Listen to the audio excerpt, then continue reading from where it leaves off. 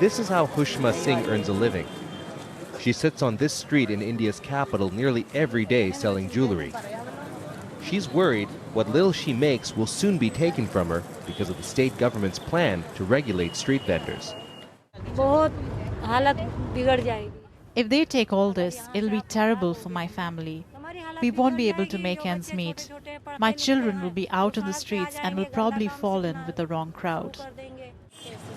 The city is home to between 300 and 400,000 street vendors of all types, many with little or no regulation. The High Court in Delhi had ordered the local government to submit a clear policy on them on Tuesday, regulating the number of vendors and helping others to find new jobs.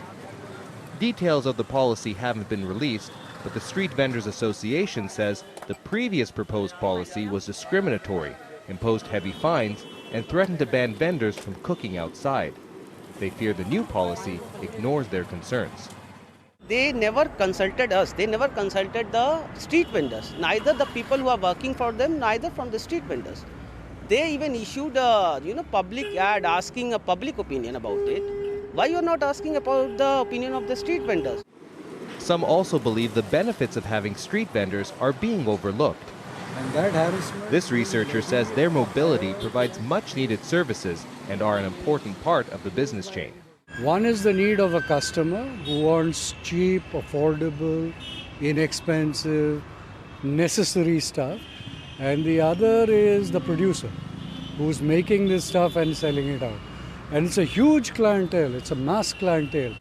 Al Jazeera asked government officials to comment on the new regulations, but none responded. Without the details of the policy being announced, street vendors are wondering what will happen to them. Another question is whether any policy can be realistically enforced on hundreds of thousands of street vendors spread across nearly 1,500 square kilometers.